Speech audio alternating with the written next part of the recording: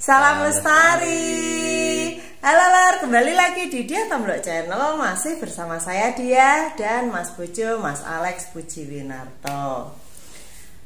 Mas, dulu kan ada temen jenengan kesini yang cerita kalau pernah bersetubuh dengan Mbak Kunti. Oh ya. Nah itu toh yang kalah judi atau apa itu loh yang udah pernah kita bikin kontennya. Nanti linknya ditaruh di deskripsi ya Lur ya yang belum nonton. Nah ada ndak temennya jenengan lagi atau saudara atau siapa gitu yang punya cerita sama berhubungan badan dengan makhluk halus gitu? Iya, sebenarnya ada. Cuman ini lebih intens. Jadi hubungannya itu, kalau itu kan yang dulu kita buat konten itu kan hanya sekali dan malam itu dia menang judi kan. Nah ini enggak, ini dia lakukan sampai beberapa bulan dan berakhir dengan sangat tragis, dengan kematian. Oh iya. Iya. Berarti cepet nek cuman beberapa bulan gitu. Iya, ya kematiannya itu bukan karena jatuh tempo, tapi kayaknya karena dia frustrasi gitu. Dia frustrasi. Lah itu boleh diceritakan enggak, Mas? Soalnya kan juga dengan catatan bahwa ini tidak ditiru. Tetapi ini menjadi semacam pembelajaran wawasan bahwa itu bersekutu dengan setan itu sebuah kefatalan yang susah sekali untuk ketika sudah terperangkap itu susah sekali untuk keluar gitu. Itu dialami sama temanku ini. Jadi begini, waktu pertama kali kuliah di IKIP Negeri Semarang, aku kan ambil jurusan bahasa Inggris toh. Aku kenal seorang teman yang ambil jurusan bahasa Indonesia. Temennya Mas Gagah, bukan? Iya, temennya. Oh. Temennya satu kelas, tapi hanya satu semester gitu loh.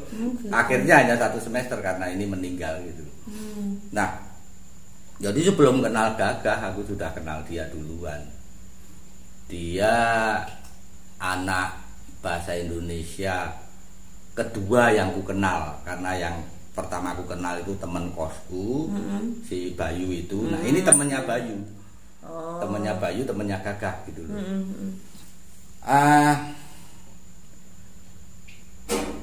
Namanya tak sebut inisialnya aja ya. Dan saya selalu mendoakan agar dia diampuni dosa-dosanya dan pada waktunya nanti dia bisa menemukan kebahagiaan di akhirat.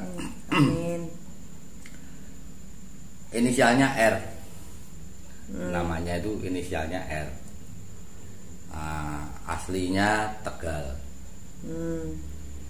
Orangnya badannya kurus tapi tinggi, rambutnya ikal, ya cenderung keriting. Dan sebagaimana teman-teman dari Tegal itu kan dialeknya lucu. Iya. Nah itu yang ngapak ya? Ngapak itu yang membuat dekat, makin akrab lah ya. Satu itu, yang kedua dia punya beberapa hobi yang sama aku. Misalnya dia hanya bisa dengerin musik metal. Oh iya. Ya waktu itu cari orang yang betul-betul gila metal nggak ada ya paling aku sama dia toh. Iyalah, tahun dia nggak mau dengerin lagu Indonesia, lagu dangdut itu nggak mau dia. Sama kira-kira sama aku. Jadi kita jadi cocok. Kemudian dia juga suka minum. Jadi kalau di antara peminum itu kan pertemanan jadi kental banget. Iya. Gitu. Tapi dia itu punya beberapa keunikan. Sebelum aku tahu ceritanya ya. Jadi kita ngobrol di lingkungan kampus, ngobrolin musik, terus bilang, aku kalau main ke tempatmu boleh ndak? Oh boleh, silakan, saya suka kok. Apalagi kalau ditemani dengerin musik rock gitu. Ini kebablasan. Jadi dia terus tidur di rumahku itu terus. Di kos? Iya, di kos-kosanku itu dia selalu tidur di situ. Dia hanya pulang ke kos-kosannya itu paling habis kuliah dan sebagainya itu ya. Nanti begitu sudah waktunya habis maghrib, dia pasti datang ke kos-kosan untuk tidur di tempatku. Dan dia nembungi, kan aku itu nggak bisa atau susah ya kalau tidur harus berdua satu bed itu kan nggak bisa. Dia itu mending gelar tikar tidur di lantai. Tapi di kosnya tapi di kosku. Tapi kan dia punya kos sendiri toh? Dia punya kos sendiri dan kosnya bagus. Gitu. Wong aku kadang diajak ke tempatnya gitu. Cuman yang aku rasakan waktu itu apa ya? Aneh gitu loh. Anehnya gimana? Menurutmu kalau orang suka metal itu warna yang dia suka ya? Ya hitam, merah. Nah, macam itu tuh. Ya. Ini enggak, ini kasurnya, spraynya itu hijau muda. Oh iya. Korden ini, korden jendela itu hijau muda juga. Oh iya. Lah kok manis banget. Kayak terus cewek ada itu. Ada tempat tidurnya itu juga ada selambunya. Selambunya ini warnanya putih. Itu, tapi spray, bantal, guling itu hijau muda, jadi cewek banget. Nah ya makanya manis banget. Nah pelan-pelan kan jadi deket. Yang agak aneh juga menurutku, dia itu nggak kayak kita itu. Waktu itu kan masih puber ya, jadi kalau ada cewek cantik sedikit gitu kita sudah ribut, apalah apa dia nggak pernah. Cari informasi lah ya. Jadi kalau malam minggu, ya aku ngapelin orang, dia jadi penunggu kos-kosanku. Oh iya. Jadi kayak orang yang tidak tertarik sama sekali sama cewek.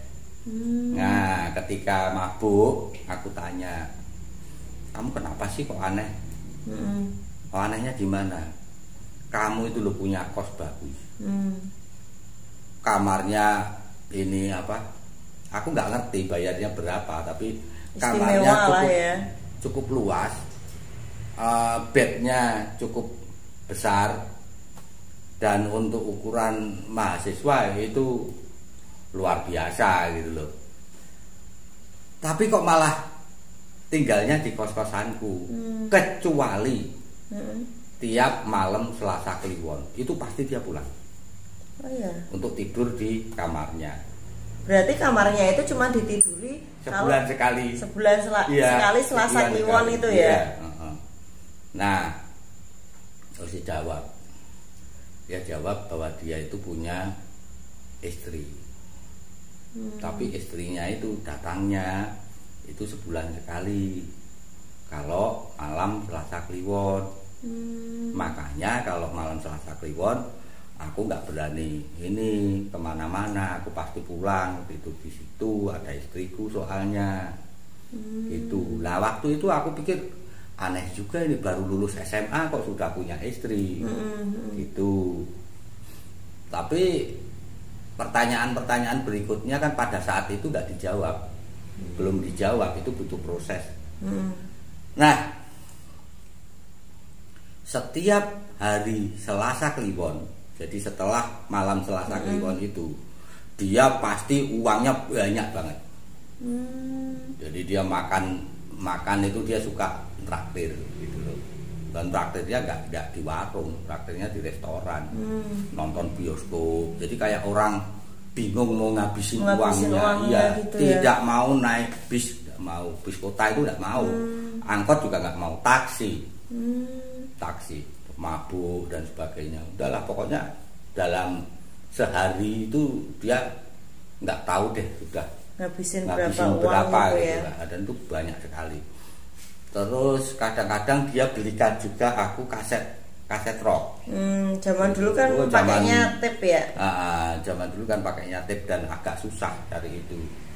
Aku tanya, loh kamu kok dapat kaset kayak ini, dapatnya di mana? Karena setauku Semarang itu bukan pasar musik metal yang bagus pada zaman itu.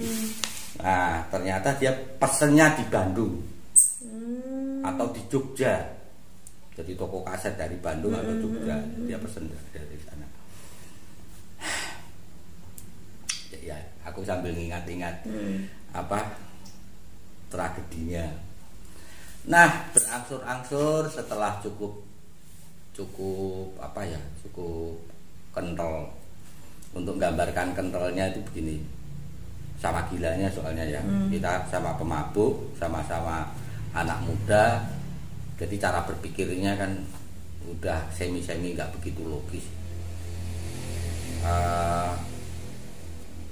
Kami melakukan apa yang menurutnya itu adalah sumpah darah. Sumpah darah itu menandakan bahwa kita itu bersaudara. Jadi caranya ini disilet dikit, keluar darahnya taruh di kopi. Dia juga diminum bersama. Gitu. Berarti setelah ini kita adalah saudara. Baru dia cerita.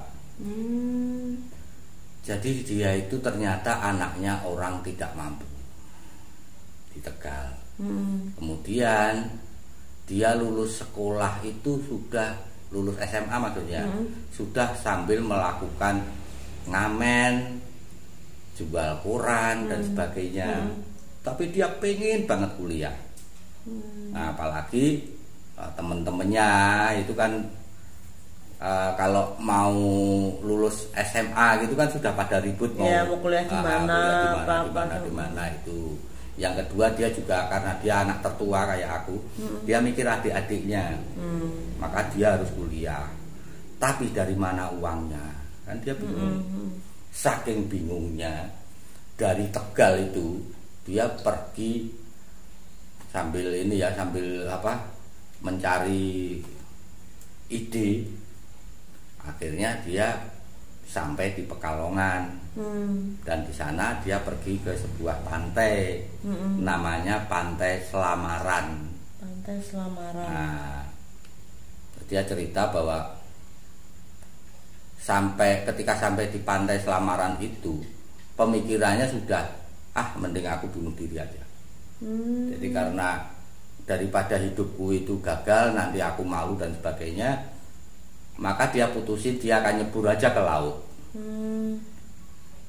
Padahal kalau bunuh diri nyebur ke laut itu apa ya, enggak rekoso ya, kecuali ini jurang ya, dia nyebur ke laut. Ini kan enggak, ini pantainya kan datar gitu ya, pantainya datar. Berarti harus jalan terus kelelep tapi dia tetap jalan dan sebagainya sambil berharap ada ombak besar menggulung dan sebagainya gitu ya. Nah dia itu sampai di sana sore, dia harus nunggu sampai pantainya, karena pantai ini sering dikunjungi orang juga, sampai sepi. Nah, habis maghrib itu kan mulai sepi. Ketika dia mau melangkah ke pantai, dia itu didatangi seorang perempuan, katanya setengah bayar. Jadi kayak tante-tante gitu loh, tapi cantik. Terus diajak ngobrol. Nah, akhirnya ngobrol deket. Terus ditanya, kamu mau apa? Cerita dia, aku itu pengen kuliah dan sebagainya. Tapi kalau nggak bisa ya sudahlah, daripada hidupku percuma, aku bunuh diri saja. Itu. Nah, si cewek ini menawarkan perjanjian. Kamu mau nggak tak ambil sebagai suami? Nanti kamu tak kuliah ke. Apa aja lah yang kamu minta, tak kasih. Itu. Terus setuju. Karena memang sangat ingin kuliah ya, itu saking ya. pengen kuliahnya. Dan waktu itu dia tidak berpikir bahwa si cewek ini bukan manusia gitu loh. Lalu diajaklah ke rumahnya malam itu. Nah, malam itu terjadilah kontak fisik, berhubungan lah ya. Ceritanya itu toh yang diceritakan ke aku, tapi jangan cemburu loh ya. Katanya itu baunya wangi sekali. Gitu. Nah, setelah melakukan kontak itu, si cewek ini tidak ada. Jadi dia berada di sebuah rumah, tapi kosong. Tapi rumahnya itu berada di pinggir pantai. Belakangan dia ke situ lagi, rumah itu nggak ada gitu loh. Nah, ketika dia bangun tidur itu, dia temukan banyak uang di kasur itu. Jadi dia seperti tidur di atas uang itu loh. Nah, uang banyak itu, banget ya, ya. uang itulah yang dia bawa ke Semarang untuk dipakai kuliah. Jadi dia bayar kontrakannya itu, kalau aku waktu itu kan bulanan.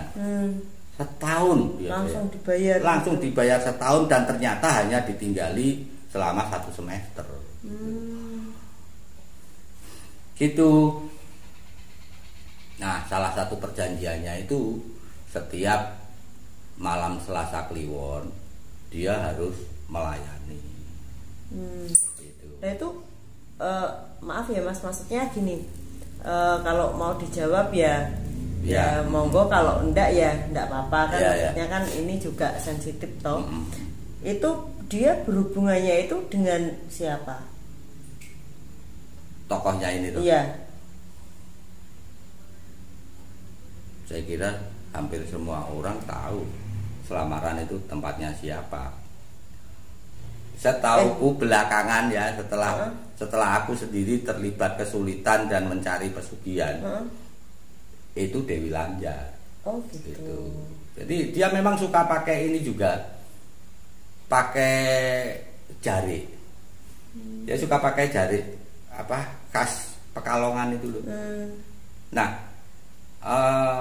banyak yang meyakini bahwa Dewi Lanjar itu punya sampingan sebagai pengusaha batik gitu loh, batik Pekalongan. Oh gitu. Gitu. Jadi dia suka pakai itu. Warnanya batik Pekalongan itu kan beda sama Jogja dan Solo tuh. Pekalongan tuh lebih cerah. Banyak yang lebih cerah gitu. Nah, setelah beberapa kali ritual malam Selasa Kliwon itu, barulah dia meyakini bahwa si istrinya ini yang tidak pernah mau menyebutkan namanya itu bukan manusia tetapi jin gitu. Tetapi dia itu bingung bagaimana mengakhiri gitu loh. Karena dia butuh kuliah, tetapi pantangannya itu terlalu banyak. Kan waktu itu kan kita berteman, tapi aku beragama beda sama dia. Islam. Dia Islam.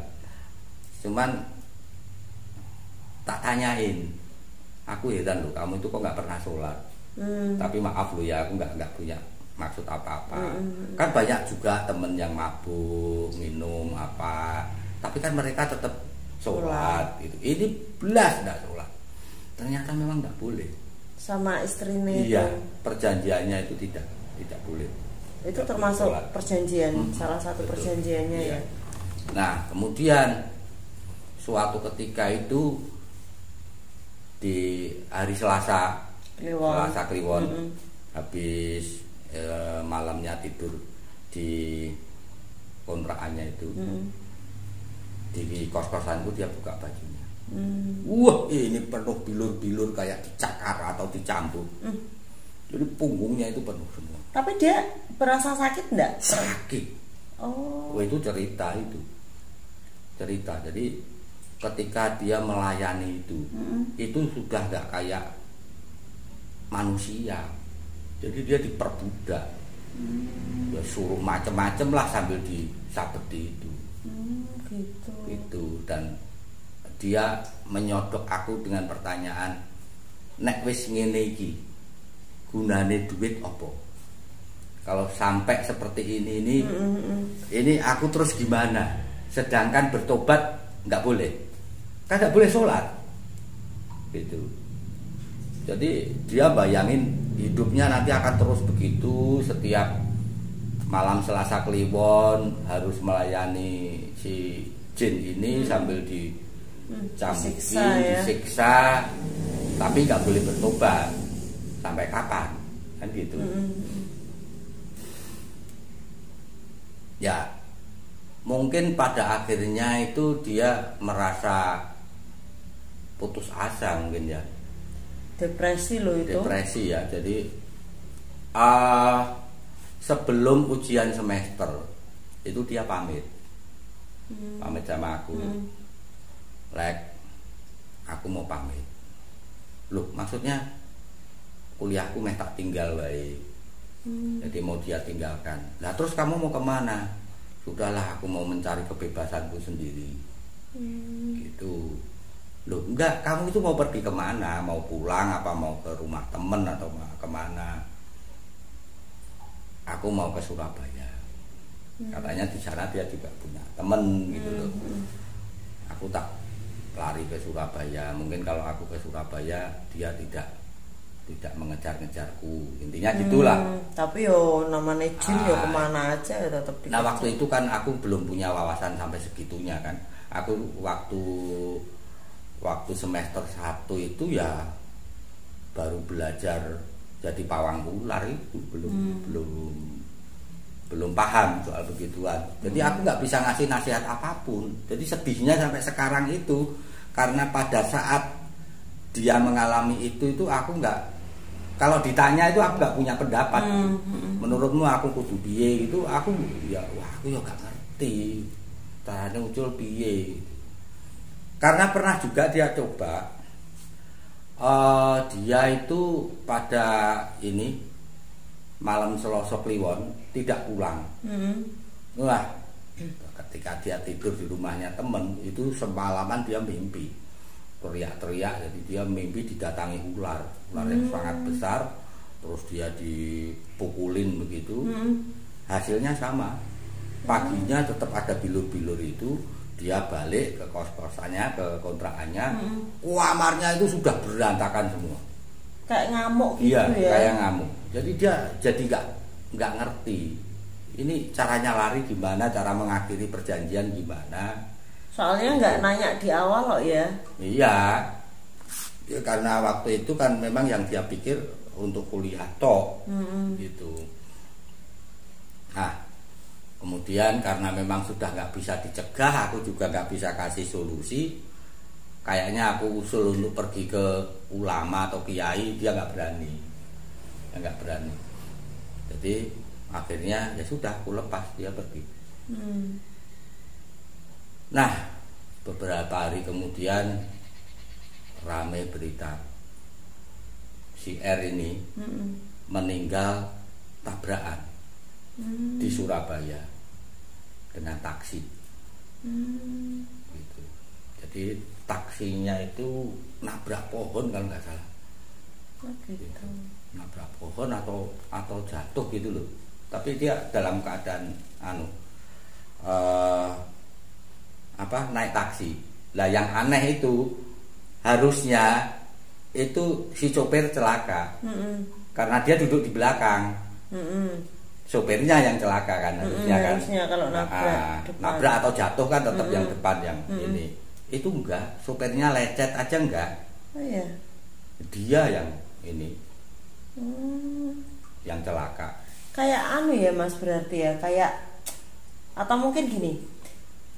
Kalau orang cari pesugihan itu kan kayak perjanjian, ada perjanjian. Nanti mintamu berapa nanti tak kasih.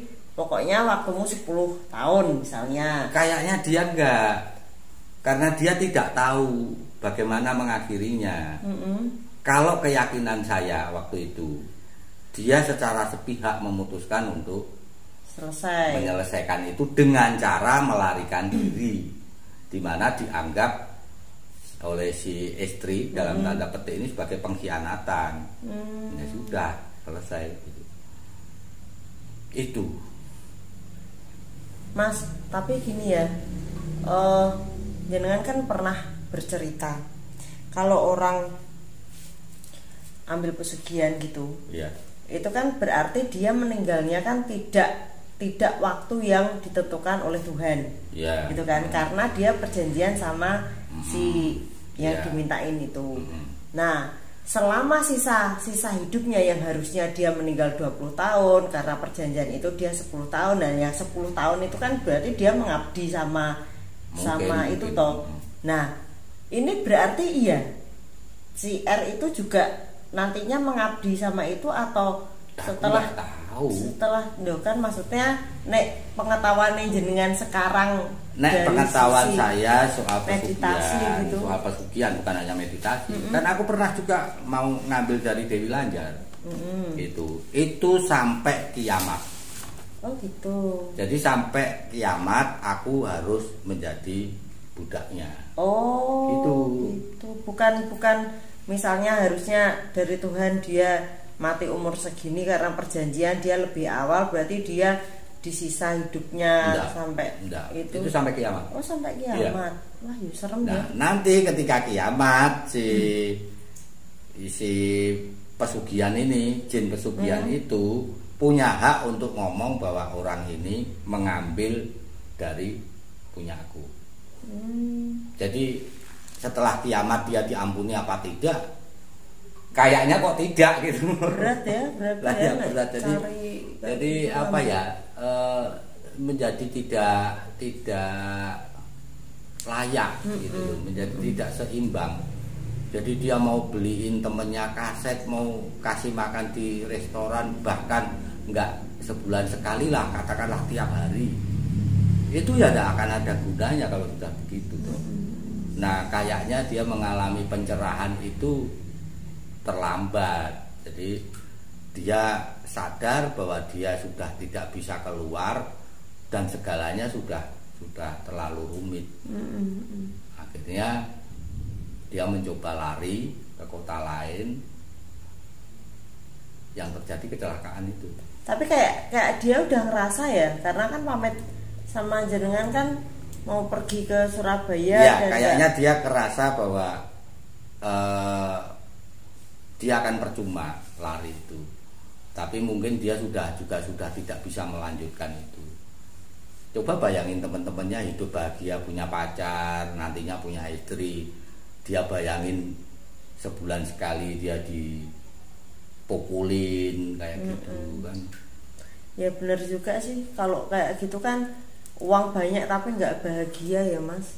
Iya, makanya aku tadi bilang ini bukan, cerita ini kan bukan untuk dicontoh ya, tapi untuk jadi wawasan. Nah belakangan aku kan tahu bahwa salah satu pintu pesugihan Dewi Lanjar itu Pantai Selamaran itu.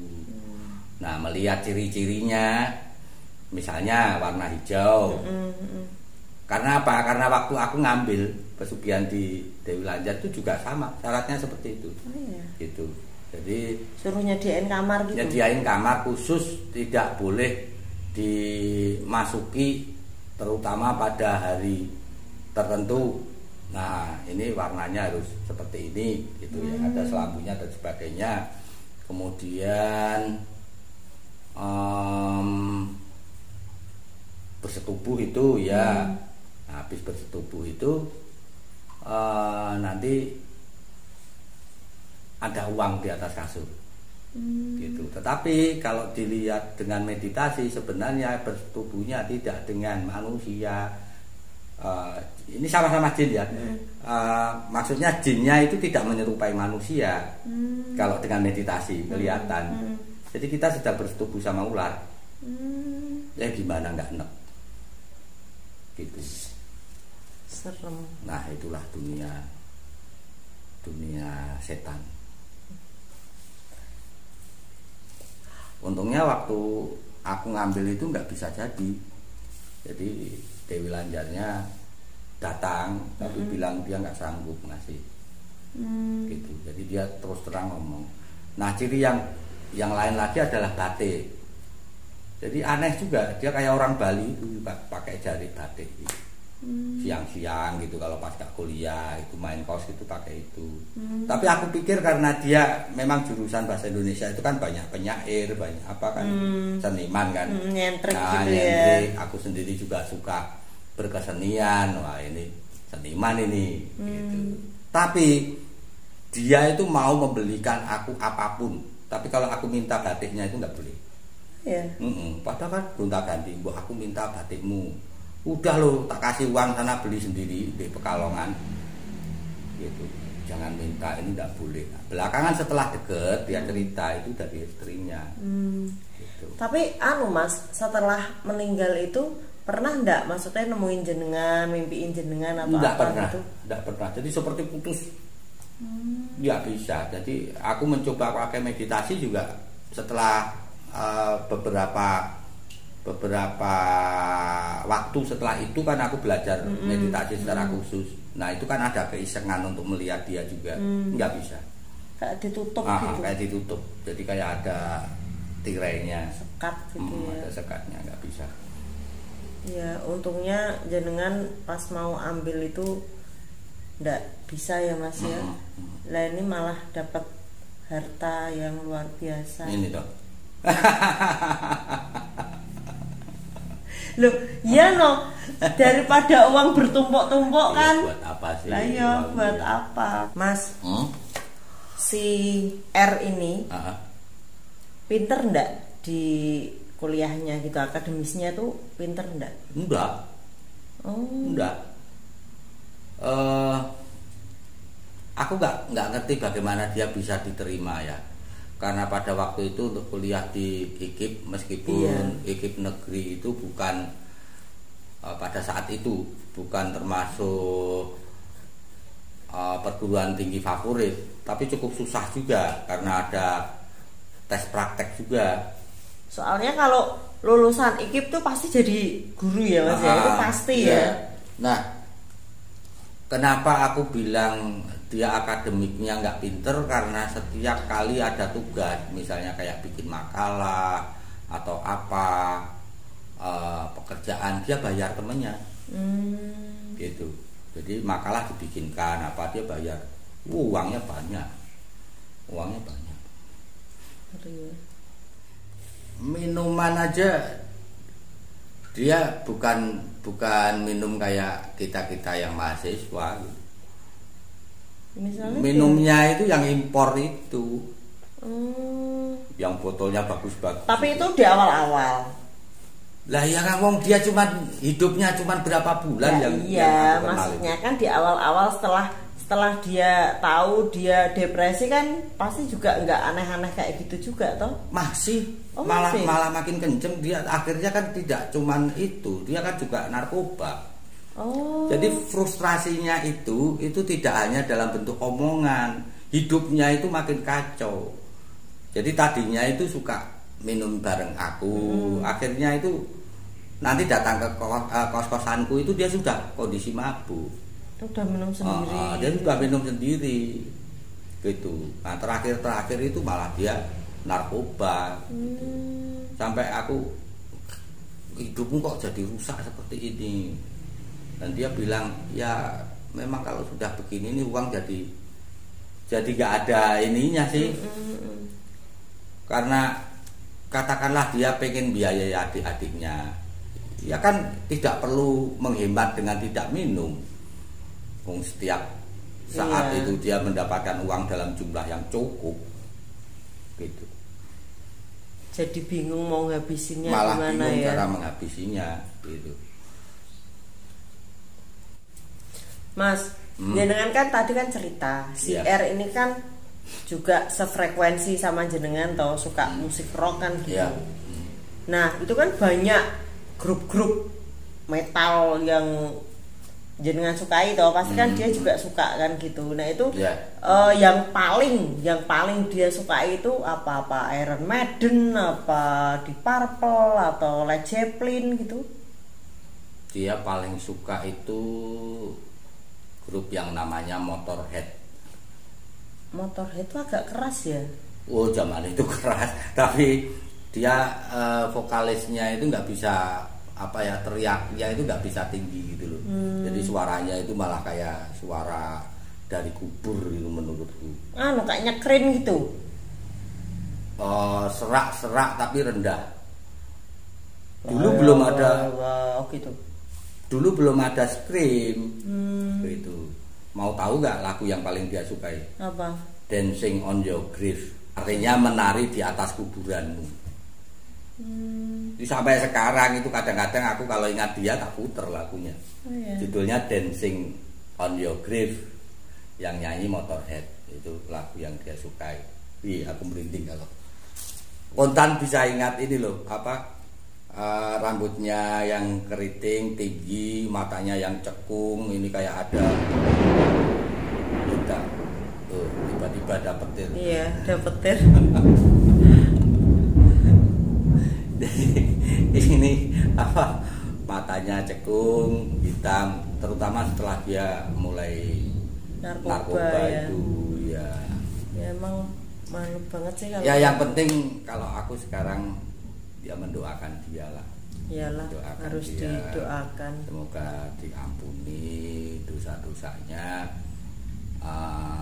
Kalau menurut kesaksianku ya, menurut yang aku rasakan sendiri, sebenarnya dia orang baik.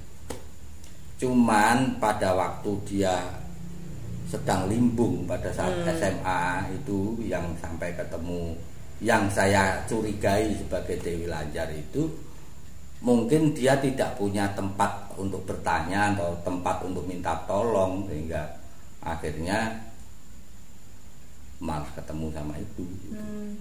Untung aku nggak depresi ya pas itu. Kan juga orang tua aku nggak bisa mengkuliahkan, sedangkan teman-temanku itu kan pada kuliah di Unsut lah, di Undip, di hidup USM, itu kan nggak gitu. cuman soal kuliah. Iya sih, ada banyak ini. Iya, ada banyak cara toh untuk membuat hidup itu menjadi sempurna. Kesempurnaan itu kan tidak berada pada satu jalan, tapi kan alternatif. Ternyata bisa jadi PNS karena pukulan.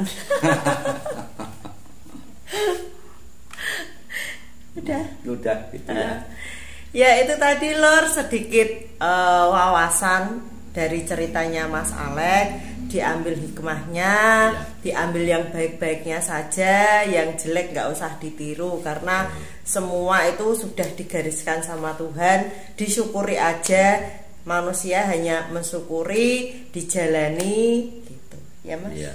Dan bersekutu dengan setan itu, yakinlah itu bukan satu pilihan gitu. Ya itu aja, terima kasih sudah menyaksikan Dia Tomblok Channel. Salam lestari.